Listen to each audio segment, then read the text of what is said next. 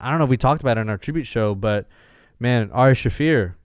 No, you know what? No offense to my listeners and the public and stuff, but that right there, I didn't even want to mention him. I don't want to say his name. I'm so you know what? You brought it up. Let's get into it. So Ari Shaffir came in and he does this. He's a comedian, and what he does is he takes the death of celebrities and he goes on rants and he goes on these little things where he nitpicks the worst of that person's career or whatever's in public and just starts going in on them. And he without any remorse or context tact or context, he just went in and started calling Kobe Bryant a rapist and in other words, I would tell you to go and search this and Google this on YouTube or Google or whatever platform that you want. I don't want you to do that. I don't care to hear it again, to give him any pub. I don't even like saying his name. I don't even like seeing his name in my screen because of what he does and what he's represented. To me, he's not a good person. And he's gotten a pass because he's a comedian. And listen, I'm one of them. I don't think he's gotten a pass. No. He's gotten a pass before. Oh yeah, because he's a comedian. Yeah. And I'm not one of those that are like I give comedians passes all the time, like black, white jokes. I don't care. It's in the name of comedy because there's in some comedy there's truth, but there's more of a way that we can laugh at our sad truths sometimes. But this was this took the cake for me. I was livid when I saw that. And it just he can't hide behind the veil of comedy on this one. If it was a sick joke, if it was a joke, again, I don't think he's a good person. I think what I've seen him put on, and that's the thing. When athletes, actors, even you and me, what you portray to me is all I have to go on. What you show on TV is all we have to go on. I'm not talking about you say there's an actor, there's a movie or whatever, and you play a character. Nobody's really believing that character is you, and if you do, you're an idiot. But through interviews, through just conversations, and I look at you and I create a certain image of you. It's based on what you've told me about you. Yeah. And all I have is Ari, and all I see of him is him being a jerk, of him being a dumbass, or him being misogynistic or evil or whatever it may be. Then I'm gonna think that's what he is. And to me, he's even drugged his own friend.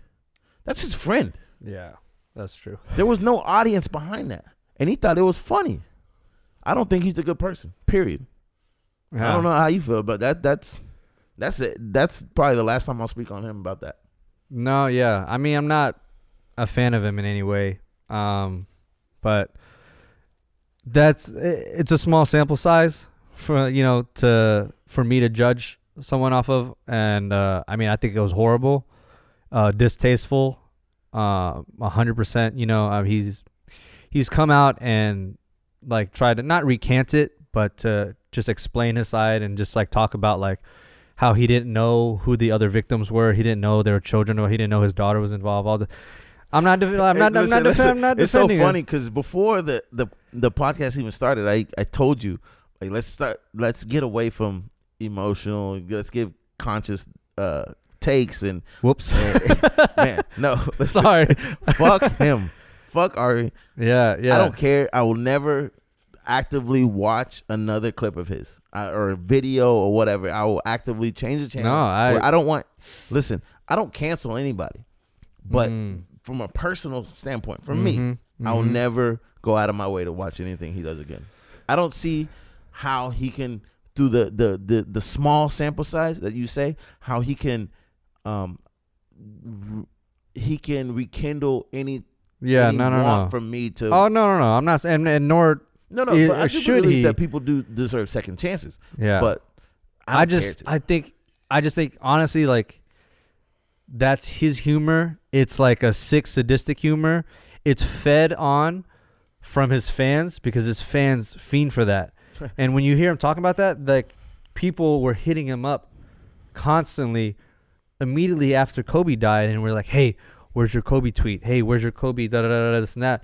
And he didn't even know what happened, which is why it was, like I say, it was ill-informed, because he didn't know about the rest of the people on it. He didn't know what the circumstances were. He didn't have any context. He just went out and just said it from whatever knowledge he already had of him. So he took basically what Kobe's worst day, and he Khoa, I know you're not trying to defend him, but think about it like this: if there's 100 people, right, in the audience, right, and I take a baseball and I fucking throw it in the audience, and I just happen to hit somebody because other people in the audience thought that would be funny.